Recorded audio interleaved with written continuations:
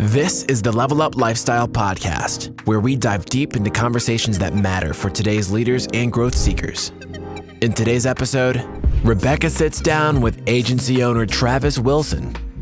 Travis walks us through his career transformation, from growing up as a true Midwesterner. One of the rites of passage when you're from Iowa is working in the cornfields. To stumbling into a life-changing pivot. Like responsible college kids, we skipped that meeting the next day. Oh, no! Yeah. To finally forging the leadership mentality that set him apart. Regardless of what you've accomplished in the past, I had to come here and lead from the front. All of this coming up next on the Level Up Lifestyle. Welcome to the Level Up Lifestyle Podcast. I'm your host, Rebekah Samuels, and today we have an incredible guest, someone who's built one of the most enduring agencies in family heritage's history. Travis Wilson started with us back in 2004, and over his tenure has become the number 3 all-time agency protecting tens of thousands of families, writing over $50 million in premium. In 2018, Travis was inducted into our Distinguished Hall of Leaders, and just last year in 2025 was awarded the Howard L. Lewis Vision Award for his contribution to our growth. So Travis, it's an honor to have you. Thank you. Yes. Glad to be here. We're excited to have you. So let's start back at the beginning. I mean, numbers tell a part of the story, but that didn't happen overnight. So let's start back at the beginning. How was home growing up? Tell us a little bit about where you're from and those experiences that shaped you. Sure, yeah. So mom, dad, and a younger brother. Okay. Born in Kansas, kind of raised in Oklahoma, and then actually completed high school in Iowa.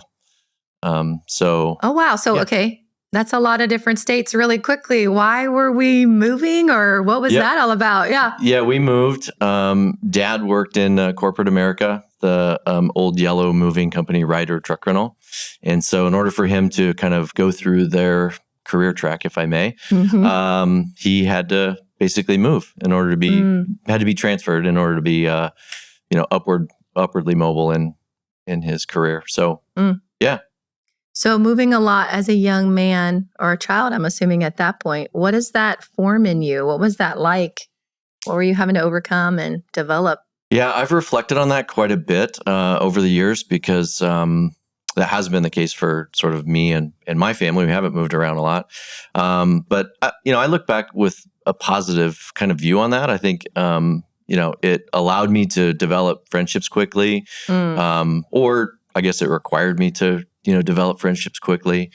It gave me a sense of adventure and confidence in being in, just different environments, different situations.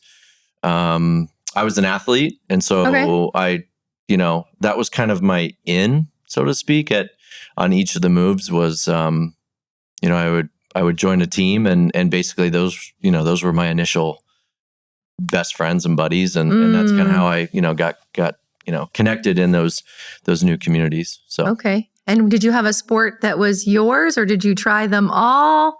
Well, like most young kids, I kind of did everything right away. Believe it or not, I played football. I didn't play basketball. Got it. I was never tall enough to play basketball. But no, eventually it landed on kind of wrestling was my main sport, which ended up, being a great opportunity for me because it's heavily individual, but there's also a team component. And so that has, that theme has kind of played itself out over and over again, and just in my life and just in all that, all the stuff that I've been involved in. So has been team and personal. So what was it about wrestling that made you stick with it? Like you said, you had tried many other sports like most of us kids, but what was it about wrestling that you latched onto and continued for that longer period of time? Other than obviously the sweaty, nasty encounters on the mat. It was just that I was so little. Like I think so I won my very first tournament that I ever wrestled in, and the bracket showed that I weighed 29 pounds, and I think I was 6. It might have been 34 pounds, but my mom held onto that bracket for a long time. And wow. Yeah. So, I mean, I was just little. And so I think that's probably the main reason I stuck with wrestling. And I guess as obviously you grew in many, many ways. But I guess starting out smaller, was that an advantage in wrestling? If you're smaller, you do better and you're winning tournaments? Kind of. I mean, everything's weight, class based. So you're competing against other people in the same weight. But yeah, I mean, when you're a junior in high school and you're wrestling at 108 pounds, like there's not a lot of other kids that weigh that. So wow, sometimes you're as a junior, you're wrestling some younger kids, which I think that would give you an advantage, or did give me an advantage. So did you ever, I mean, what were some of the thoughts you were going through 108 pounds as a junior in high school? I mean, did you ever worry about like the next step? No, I was pretty fit. Yeah. Okay. I was in good shape, and it never really was of concern. Okay. So it was an advantage. I like that. You took it as a positive. For sure. Okay. And what were some of the early dreams of Travis Wilson? Are we thinking we're going into professional wrestling, or we wanted to go career like Dad? I mean, what were you thinking as a young person then? Yeah, that's a tough question. I actually don't recall, when I was, in kindergarten and they asked, what do you want to be when you get older? I don't recall what that answer was, for sure. So I really, really don't know. I was, again, heavily involved in sports and loved athletics. But I don't know that I didn't really have a plan or a vision of what I wanted to be. In high school, one of the rites of passage when you're from Iowa in high school, oftentimes one of your first jobs is working in the cornfields. Oh, wow. So that's what I did. And there's two different jobs you do. One is called detasseling and one is called roguing. And so, okay, for the audience, because we're not all cornfield fed kids, tell us what is which. Roguing is basically if a plant doesn't look like all the others. Okay, you basically like mutated or something. Yeah. Then you basically end the life of the plant. And then detasseling is basically removing the pollination, future spreading of the genes amongst those plants. So the fields in Iowa are oftentimes for the large seed companies that are doing, creating hybridization and research and things like that. And so they have a specific, gene genetics that they're looking for. And things like interesting. That. And so they would job. utilize high school kids to go and walk these fields and miles at a time. And so you were the machinery, essentially. Essentially, yeah. Wow. And this is during school or just in the this summer? Was in the summer. Okay. Yeah. And this is hot all day, or tell us? It was pretty nasty. Yeah, it was fun in the spring when the weather was nice and the plants weren't above your waist. But eventually, if you've ever driven through agriculture area, you know that it can get pretty tall. And so for a little guy like me, it was it was a place that could be hot and sticky and claustrophobic and whatnot, and a challenge. Yeah. An individual and probably a team challenge as well, because you probably weren't doing it by yourself. No. So what motivated you to get a job in high school? I guess what got you into the fields to begin with? Yeah, I think it was just part of our family. Was just, we were kind of a hardworking family. Dad was always a hard worker. Mom worked for a significant amount of our time growing up. She was a teacher by trade. When we moved, oftentimes she would, if she didn't get a teaching job, she'd work in the banking industry. So yeah, it was just part of the deal. And I think, when you're 16 and you want to have gas for the vehicle or a vehicle for that matter, you got to go to work. So that was kind of what I did with those summers. But the recruiter of that team was one of our teachers.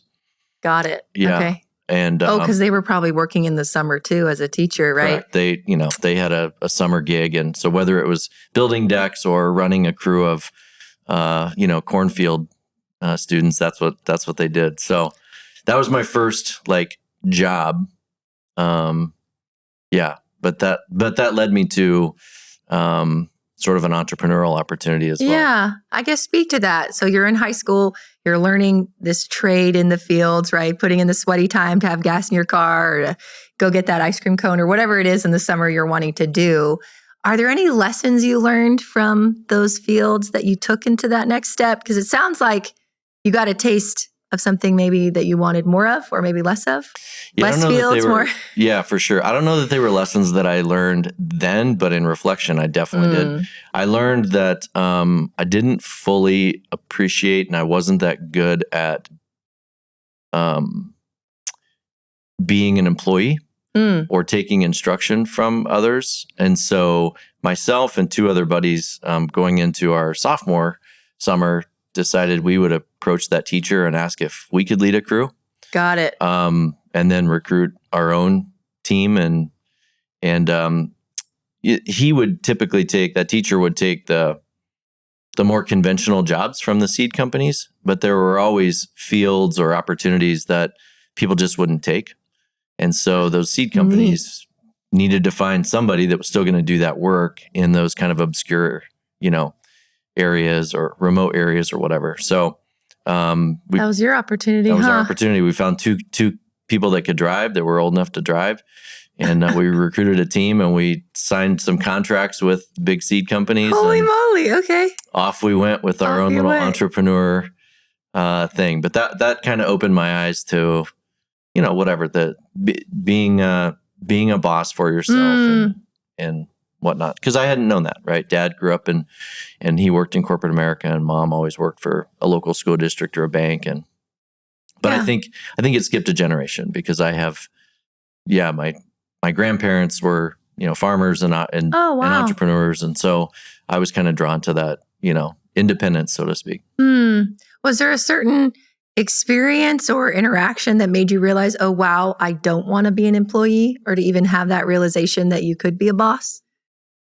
Or was it a taste of, oh, I want to go do this for myself, I can do it better? Or what led you to? A little bit of that. Okay. I mean, again, part of the wrestling was there's an individualism to it, right? Like it's me against one other person on the mat. And, my success or failure is completely contingent upon, my own efforts and preparation. And then there was the team aspect of it as well, but it wasn't solely tied to the team, right?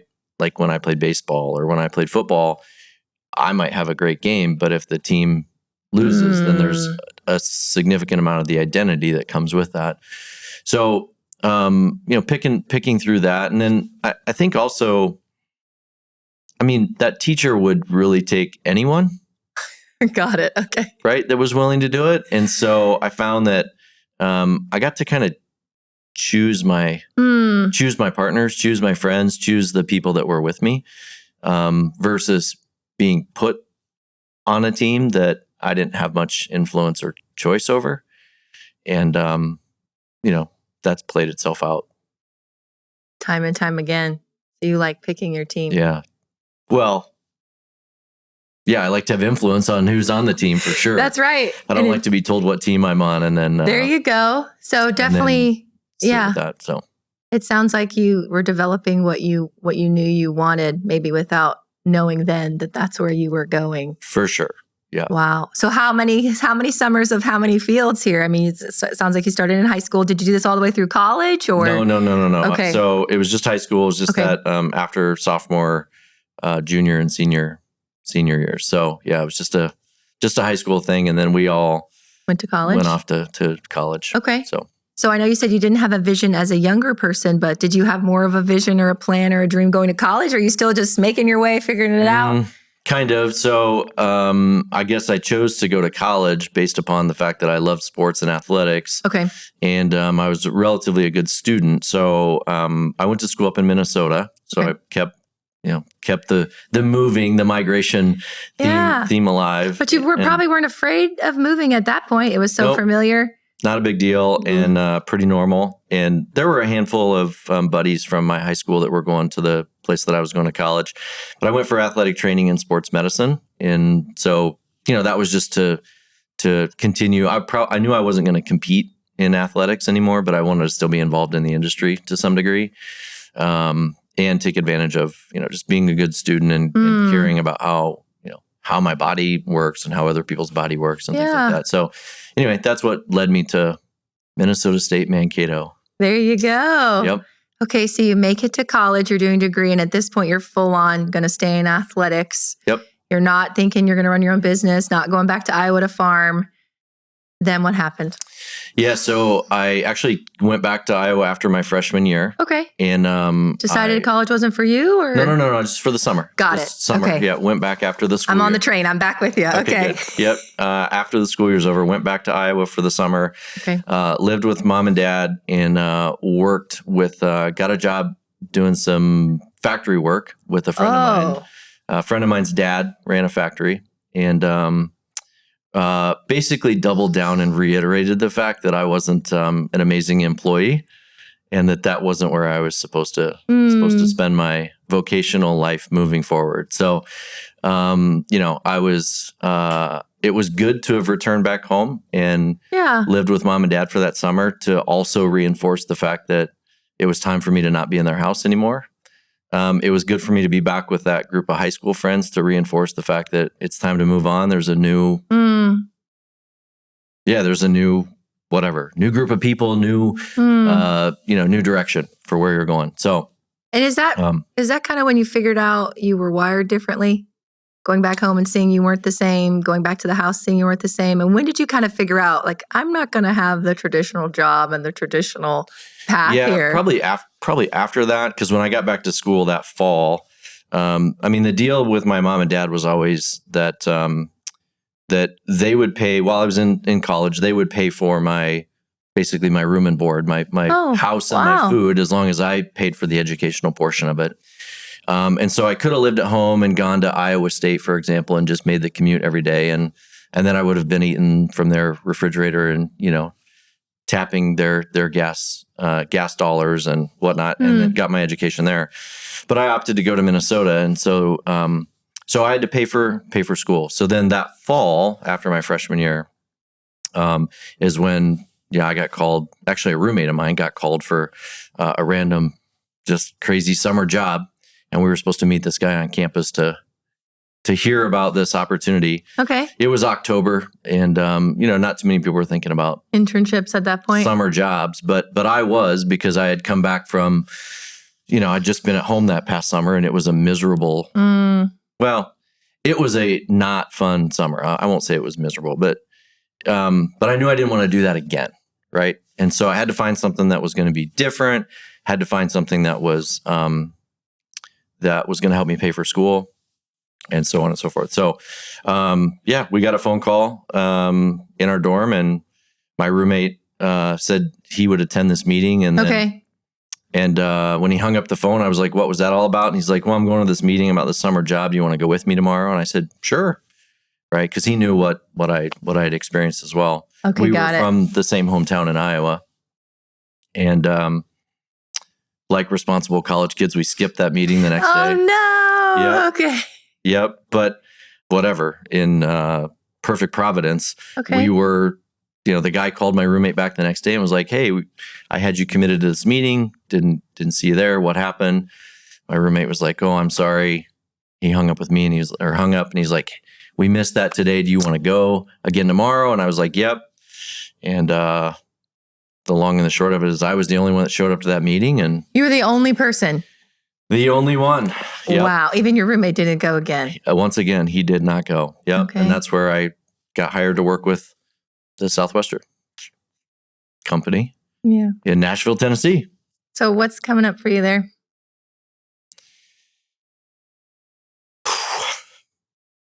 Why are you doing this? Just the randomness of that, the happenstance of all that took place. And then just the impact that decision has had. Glad you showed up. Thanks. I can't think of an area of, I can't think of an area in my life right now that isn't to some degree impacted by that decision, which is just wild to think about. Yeah. God in his goodness allows for providence, right? Amen. So what would you, I know we'll dive into this, Travis, but What would you say first comes to mind as far as impact from having that decision to go and learn about Southwestern? Oh, man.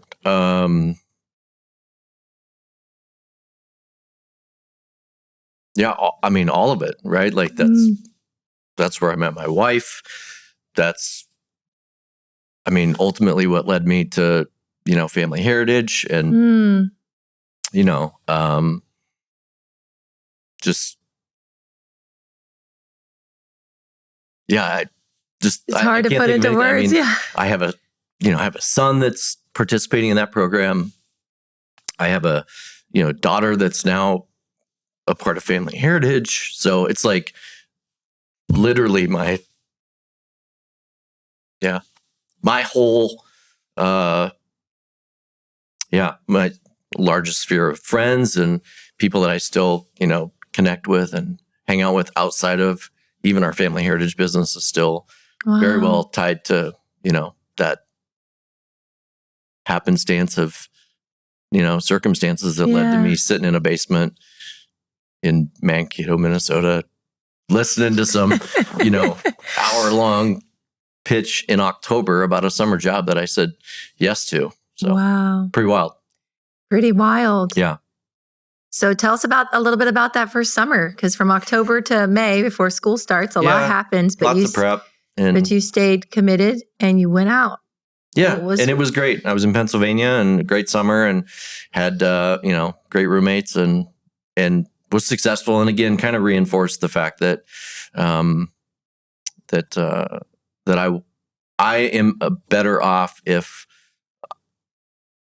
if the responsibility is on my shoulders for me to own up to the things that I have to do, the habits, the skills, and the attitude that's required for me to accomplish what it is that I'm set out to accomplish. So, yeah, just kind of reinforced that. Yeah, a proving ground. Did well, and provided money to pay for school, which allowed me to continue in my education and my path towards that I was in Mankato for. So yeah.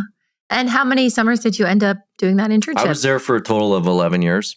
Wow. So, yeah. Okay, so at what point did you realize I'm not going to be a coach or I'm not going to do the sports medicine route? Yeah, right.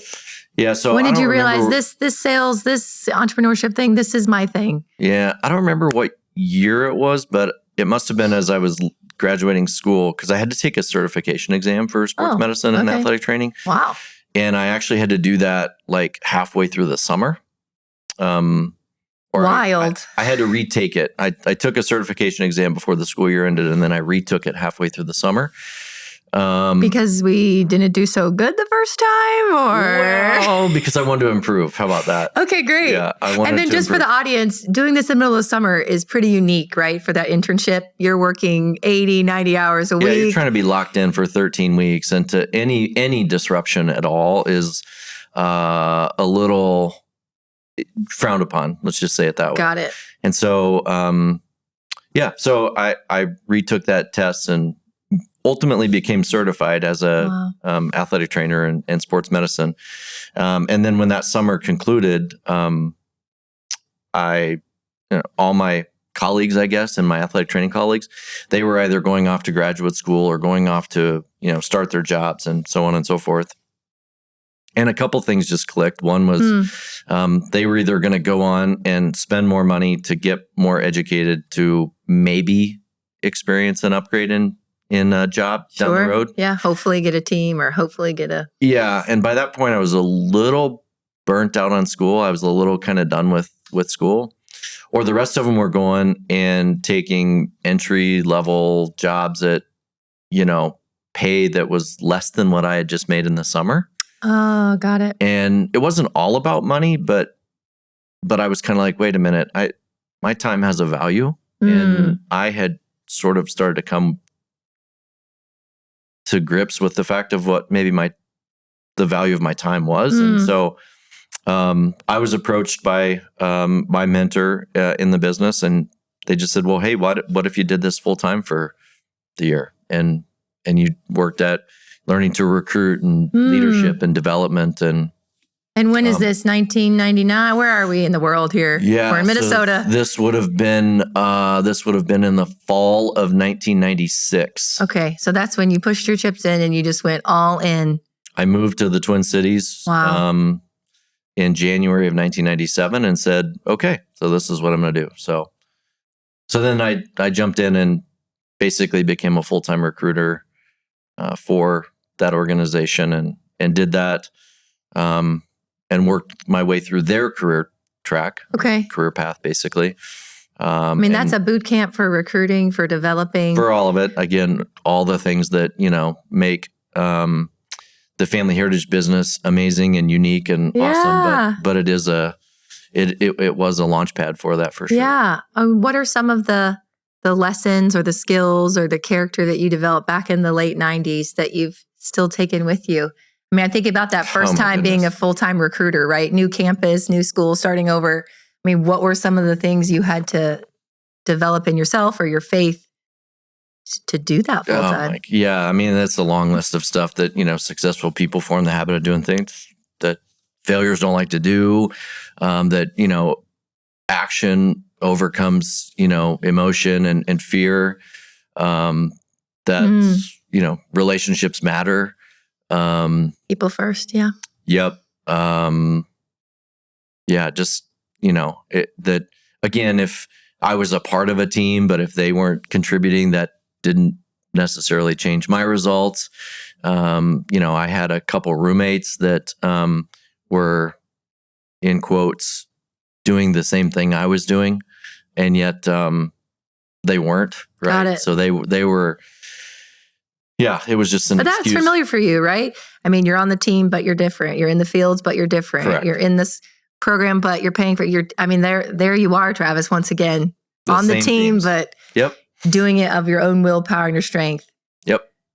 Very true. Yeah. So, and at this point, have we met the wife? Have we met Kate? Well, she was a student. Okay. She was a student at the University of Minnesota, which was my primary campus. Got it. So she's out there somewhere. She's there. Okay. And so we had met. Okay. So her first summer and my first summer sort of overlapped. We had a few gatherings on the weekends that we had met, but that was about it. That was about it. You just weren't the man yet that she was going to fall in love with? That's one way of putting it, for sure. Okay, so you're developing this professional habit, this mentality that you speak so highly of. What's your faith like at this point? I know, obviously, being raised in the Midwest, we're probably exposed to some sort of faith growing up, but is faith your own at this point yet, Travis? Or probably not. I was raised in a church-going family. It was a part of our weekly rhythm, I'd say, as a family. That type of stuff. And I did a few things, as a kid, camps, summer, stuff like that. And I can think back to my early teen years and know that that's ultimately when when Jesus became my Lord. But I was rather prodigal. I think as I aged, as we moved, and as I, developed new friendships and fell to the temptations of peer pressure in high school and in college and all of that good stuff. There was definitely a season in my teens, college age, and even those first few years out of college where I was probably more of the world than I was of things of the Lord. But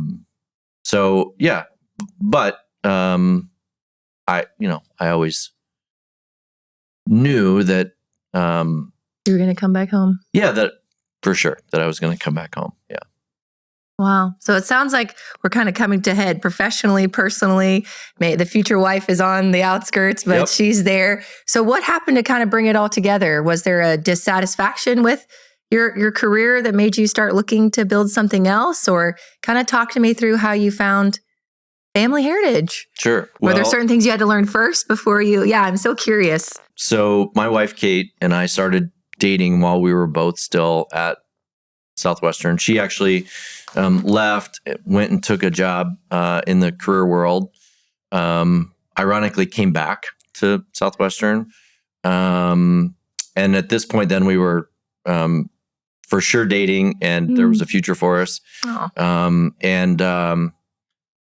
She then left again, and went and did another professional job. And then in the year planning up to our wedding, she actually came back a third time. She's one of the only few people that I know that left and ever came back once, let alone twice. But we worked directly together her last year, leading up to the fall that we got married. And so, so that was, fun. It was an opportunity for us to, continue to grow and get to know each other and all that. What's good that stuff. like, being freshly married, working together? I mean, holy moly. We weren't quite married yet, so we were still working out all those kinks. That's a lot of life lessons, I can only imagine. Had not been crossed yet. That's good. We were definitely engaged. Got it. And trending towards that path, but we were not married yet. Working together in that capacity. There's been seasons where we have worked together in a variety of different things, but not at that time. So, so you got the girl. You've got your job. You've got your career. Or she got the guy. She got the guy. Yes, that's right. Kate, shout out to you. You got the guy. So was there something missing? Because obviously you'd been here, 7, 8, 9, 10 years at this point. It's not a summer internship anymore. It's a team. Yep. You've picked your people. What made you decide in 2004? Switch gears to family heritage. I want to go build something else. Yeah. I think that two things probably happened. One is it was just time. It had kind of run its course. I'd been there 11 years and experienced tremendous success, and so that was part of it. It was just time. And then secondly, our family started. So so Tate was born in that fall. And you're still with Southwestern at this point? Yep. Okay. Yeah. But I had basically, he's born in August. So, Kate was pregnant all summer. And so I kind of knew that summer, it was probably the end. And so. Did that make it even sweeter? Or was that just like an easy way to have the ultimate buying atmosphere? Like, we don't care. No, it made it sweeter. I think there was I think I left well. How about that? That's great to hear. Yeah. There was open communication, and there was, the team that I was leaving, grew and had a successful year, and we're all in a great spot, and they were being transitioned to great leadership. And so, it was good. So then I came home that fall, and Tate was born in August. And I really kind of took 4 months before I really did anything. I did some interviews and kind of looked. But how special. You get that time as a first family. And for sure. With your son. And not a lot of dads get that paternity leave or leave at all. Yeah. Yeah. So how cool you guys. It was intentional for sure. And Kate was also not working at that time. So it was pretty cool to be able to kick things off. So what was it about family heritage that made it the right next step? Yeah. So, I've heard others reference, they made a list of non-negotiables, and, I think there's people that have been on this podcast or others at Family Heritage that have been, famous for sharing that. I did similar. I actually remember coming home from an interview one day, and, I was kind of all just a wreck. And Kate said, "Man, what's wrong?" And I was like, "Well, I'm just torn. I don't know where I'm supposed to be. I don't know what I'm supposed to be doing. Like, I could go over and do this, and this is the benefits, and I could go do this, and this is the benefits." And she just looked at me and she's like, "Well, it sounds like you better figure out what your priorities are." And I was like, "Okay." So I took some time that day and over the next couple of days to really just kind of write down a list of things that through reflection, through some of the themes that we've already talked about, of like, who am I and what's important to me, and I get this beautiful opportunity of transition and change. And if I get to influence it, what's it going to look like? Right. And so I wrote down some big things and some little things. And then I just put all the opportunities that were available to me through a system, and kind of filtered them down through it. And ultimately it was pretty evident that Family Heritage was the right place for me to be based upon those. In addition to, I was going to get to partner with, some great people and some mentorship that was, I would say next level for me. So yeah, I got to partner with some really awesome people here as well. Yeah. And it sounds like in the past, you maybe were very different from your team or led the team or did things in spite of the team. Is it fair to say at Family Heritage, you finally were on a team with people you could respect or compete with more? Better, different type of team? Yeah, kind of. I mean, I was the second person to represent Family Heritage in the state of Minnesota. So it was kind of brand new. And I really didn't get, I didn't have a field trainer. I did go to a sales academy. Okay, so we had that. That's good to know. Yep. And that was, a humbling experience to sort of go back to the basics, back to step one. Were there ever moments, Travis, where you questioned, oh my gosh, I'm starting all over. Did we make the right decision? I'm the second person in the whole state. Do they even know what they're doing? I mean, I can only imagine. Yeah, there were for sure moments, but those were fleeting, emotional, illogical moments that were only when I was bitter or sour or frustrated at something that at the end of the day really didn't matter. Now, back to that list of things that the boxes that needed to be checked. Yeah. All of those were either true or were in the existence of being true within the first, 4 months of being there. Really? So yeah, and it's been that way ever since. So for those that are listening, would you share just a couple of the things that really matter to you when looking at the next step? Yeah, I wish I had that because I don't have it memorized. I've oftentimes just shared it with people, but I'll share a few of them. Some of the minor or insignificant ones were we lived in the burbs, and a lot of businesses and opportunities were in downtown Minneapolis. Mm-hmm. And I knew myself well enough to know that if I had to commute in the rat race to work and the rat race home from work, I was not likely to be the type of dad or spouse or person that people would want to spend time with. And I probably wasn't going to be that awesome at my job either. And so that was freeing for me because I could just flat out say no to jobs that were downtown. Nice. Which was really, really good. Yeah, having that clarity gave you freedom. Yeah. I like that. I wanted to, I know one of them was just the flexibility on who I could sort of do business with, whether it be from the product perspective or even from a, hiring and developmental perspective. And some of the opportunities that were available, I didn't have the opportunity to hire people or build my own team. And so that was, obviously a huge one.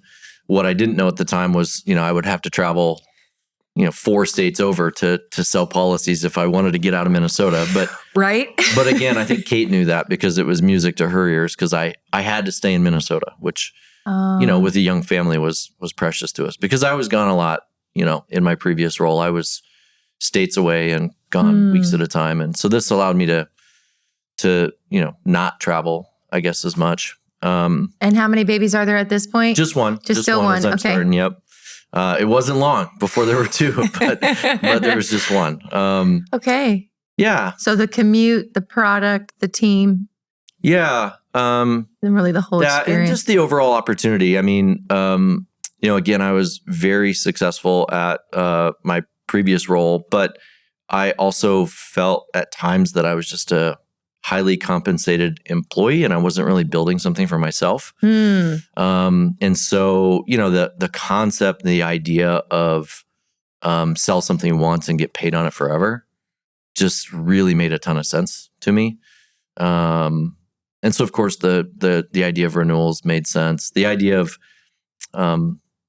there was always oftentimes a lot of talk in my previous role about being self-employed or about being an entrepreneur. But I didn't fully deliver on that. And I just knew that this would. And then probably the biggest or last thing I would say is Peter Frey is the guy who was my original AO. And oh man. He was my original AO, and he basically said, told me that I could build my business around what's important in my life versus being forced to make what's important in my life built around my business. Right. And so just knowing that I wasn't going to be asked to make lifestyle choices in order to build the business that was important to me, that I could still live my life the way that Kate and I chose to live our lives, and we could build the business that we wanted to build. That was probably the clincher of it all. Having those other things in order. It sounded cool in theory, but with all those other boxes checked, that became kind of the last ingredient. So. And did you know you were going to build your team from the beginning? Yeah, for sure. I mean, that was when Peter said that he was, he had built a career track for the organization that he was responsible for, and he had created a pathway for people to become agency owners. Wow. Which prior to him developing that protocol for family heritage, that wasn't the norm. Wow. If you didn't share a last name or you didn't get brought in as an agency owner, it was not likely you were going to be an agency owner. Wow. Yeah. So super thankful to Peter for that. Yeah. But yeah, he said, I'm creating a model that will allow you to basically run the show and own the business one day. And wow. So he... No coincidence there. Nope. Of all the people that could introduce you to here, it was him. No doubt. Yep. So tell us a little bit about those first few years. I mean, I know you've been here for quite a tenure and accomplished a lot, but do you recall any of those first leadership lessons, transitioning from somewhere you've been for a decade, now starting over, having to kind of change your schedule, acclimate, and now you're recruiting again? Well, how was that? Not just recruiting again, but I'm fully back in the field again as well. And I think that's probably one of the best early lessons, was that regardless of what you've accomplished in the past, and regardless of what my title was, regardless of what my role was in my previous role, I had to come here and lead from the front, right? And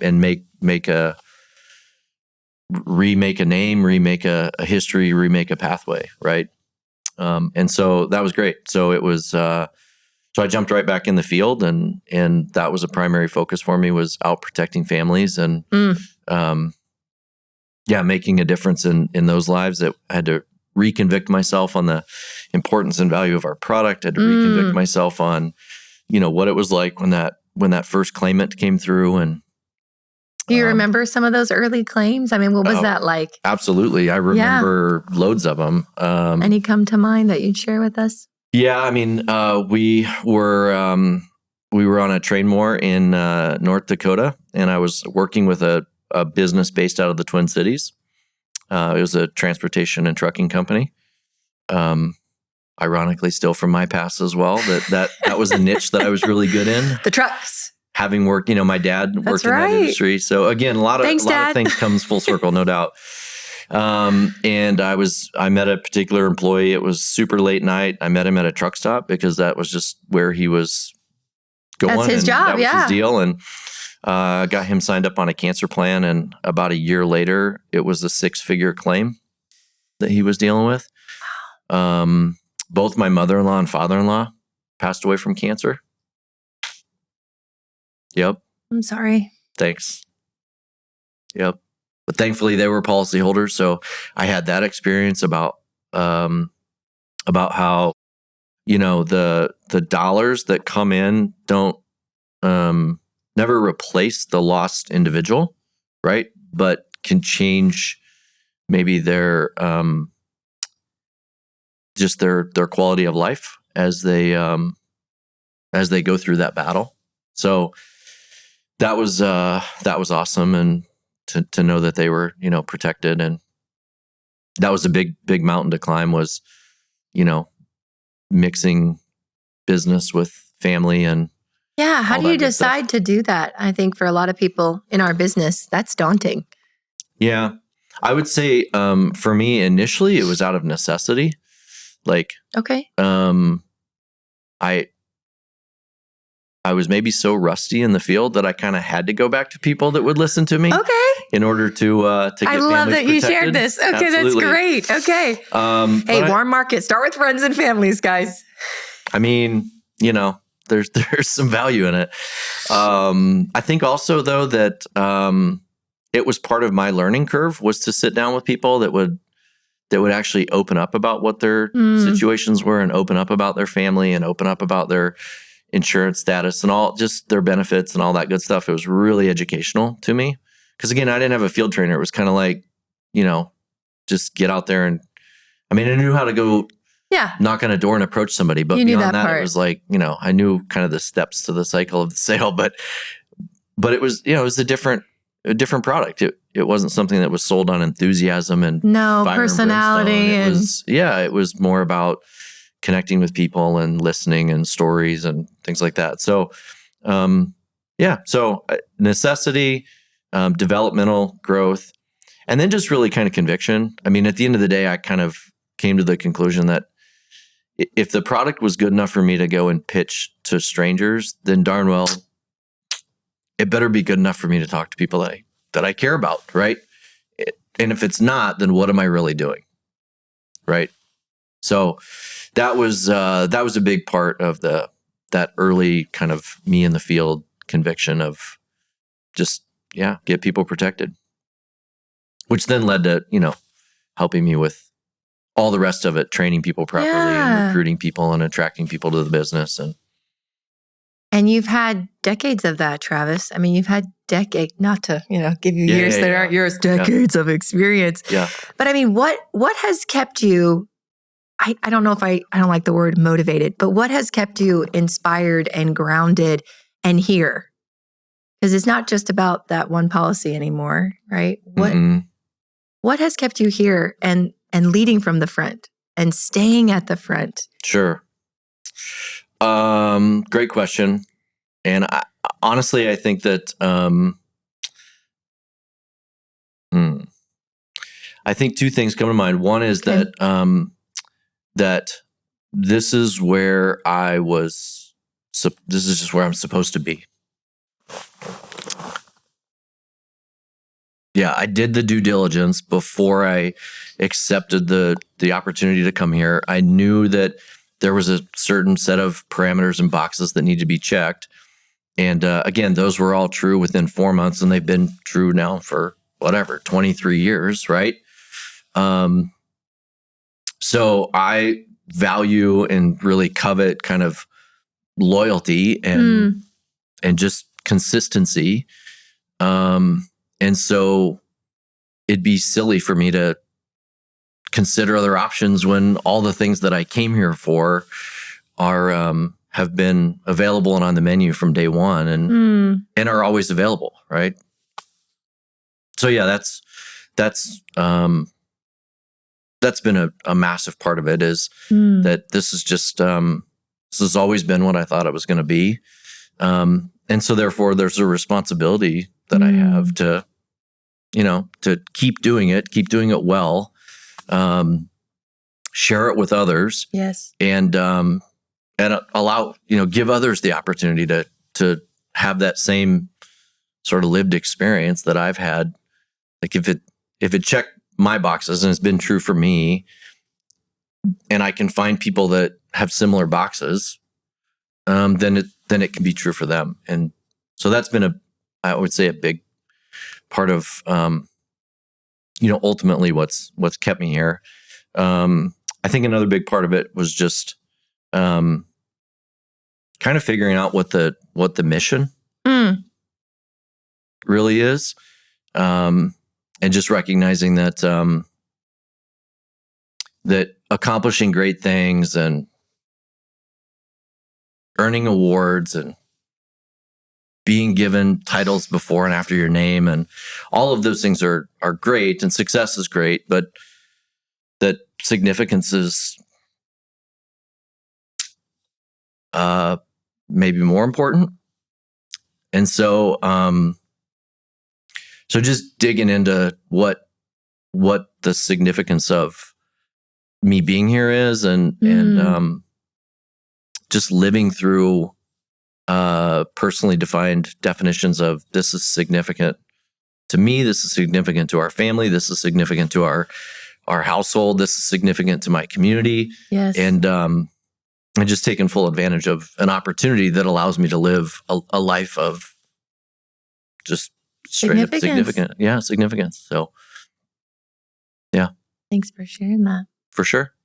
Tell us a little bit about how your leadership, your style, and just your leadership has evolved over 20 years. You talked about starting over. You talked about why you're here and who you're doing it for, right? Those that are coming after you. Sure. You're not the same leader you were then. How have you evolved?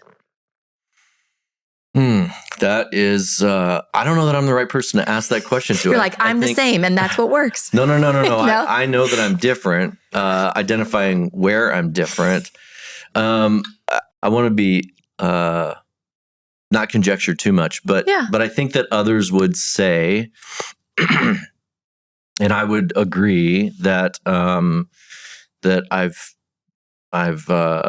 become more patient, become more calm over, through the storms. That, I try and lead with grace. I try and lead with seek first to understand before, being understood.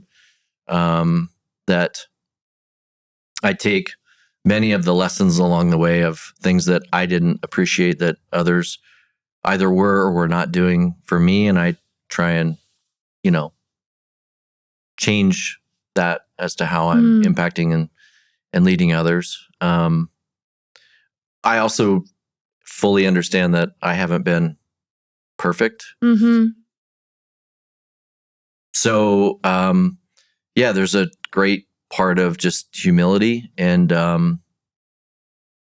just recognizing that the margin of error in our business is capable of being very wide, and yet you can still positively impact people. And so even in those margins of error, you've helped people. Yeah, for sure. Because if for me to take ownership of that and to recognize that, to take responsibility and to grow out of humility for that, that model in and of itself maybe doesn't exist in too many other places in the world and other people's lives. So if that's been a growth opportunity for me and people have learned from that, then I'm thankful for it, for sure. Absolutely. And what a privilege to be able to grow personally as you're building this business and you're professionally growing. I mean, how cool that income and impact and significance can all intersect. That's for sure been one of my favorite parts. Like I recall communicating to people that, the business requires you to be authentic. Right? Like posers need not apply. Like you just, you can't be fake. Eventually it will catch up to you. So if you're fake as you're talking to people about our policies, they're going to bust you at some point. If you're fake about how you're leading people, they're going to bust you at some point and not want to follow you anymore. If you're fake about how you're hiring people or you're telling a false story, they're not going to want to be attracted to that. So it requires an authenticity that is good, and it also demands us to grow. Like there's not a part of the business, there's not a square inch of the business that doesn't require you to be a better version of yourself tomorrow than you were yesterday. And so there have been seasons where I don't necessarily love that, but I think holistically there's an appreciation and a respect for that's the way our business is designed, right? So beautiful and hard at the same time. For sure. Okay, so a couple last questions for you, my friend. So if the numbers disappeared like you mentioned, the accolades, the awards, the premium, the tens of thousands of policies. What would you hope remains? What would you want your kids? How would you want your kids to describe what you've built? Because there's not just one now. There's 4 of them, There's right? 4 kids, yeah. There's 4 of them. Yep, 4 kids. Yeah, what would remain if all of the records and the awards disappeared? I think I'd want to hear from my kids the same thing that I'm hoping to hear when my life is over. Mm. And that's well done. Mm. Good and faithful servant. Amen. Well, I agree, Travis. What you shared is both meaningful and also significant, right? You've done the work to outlive your past versions of yourself. You've identified the mission. Yep. And now you're focused on significance. So True. What a pleasure. What a pleasure to get to hear your story and see a little bit of your heart. Thanks. In the midst of your storytelling. I guess my last question for you is what's next? What's next for you and your business and your family and your faith? Sure. Yeah, good question. People have been asking for years, when am I going to retire? No, never. Yep. Or this is not a retirement announcement, folks. This is for sure not a retirement announcement. And I've always said that I'm not in charge of that day, and that day will come, and that will be when I have nothing left to give. But until then, it's pretty clear to me what I'm called to do and what mission I'm supposed to be on, and who I'm supposed to be doing that with, and what vehicle I'm supposed to be using to do that. So I will. I'll just continue to do what I do. I'll continue till the wheels fall off. Continue to lead from the front. I'll continue to pour into people. I'll continue to have fun with what I do, and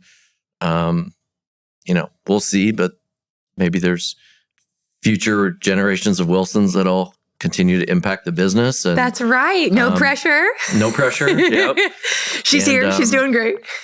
We'll just continue to go on. I do have a relative uncanny ability to know when my time has come or when my energy's not there, and I don't have a nostalgic part of me that holds on to things. And so I think when that day arrives, I'll know, and I will end it well. Yes, you will. As I have other things, and continue that theme in my life as well, and pass on, to the next generation, hopefully better than the way I got it. And then I'll go and do wherever I'm supposed to, That's I'll right. lead and serve wherever I'm supposed to lead and serve. Right. The mission continues. In other capacities. Okay. So, I got one more question for you, and I have a little something for you. Oh my goodness. So this is the Level Up Lifestyle mic. So this will have your name engraved on it. Nice. And it represents just a little bit of the story that you shared today, and the story that's not over. And I would just love to give this to you, and also for you just to think back to the Travis, right? Maybe that 34-pound kid on the mat. What would you tell Travis? What would you tell Travis, right, from your seat today? What would be the one message to the kid on the mat who might be smaller than others, who might feel different than others, who might be just the team of one? Yeah, this is cool, by the way. I haven't seen others get this. You're the first. Go figure. That's right. What would you tell? What would I tell that, Travis? What would you tell him? Because here you are today. Yeah. I would tell I would tell that Travis that,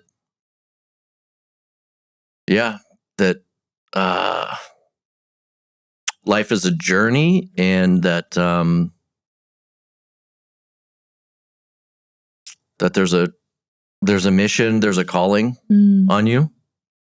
And as long as you are aware of, in touch with, and locked into that mission and that calling, that the abundance, the blessings, the impact, the people that that your life is going to be filled with are it's exponential. So it would have it would have an infinite impact on the world around you. So 100%. Keep to it. That's right. Keep to it. Well, thank you, Travis. Thank you. And to our audience, thank you for listening. We will see you next time on the Level Up Lifestyle Podcast. Thanks for joining us today. We hope this episode has inspired you on your path to success. Make sure to subscribe so you don't miss the next story. See you soon on the Level Up Lifestyle Podcast.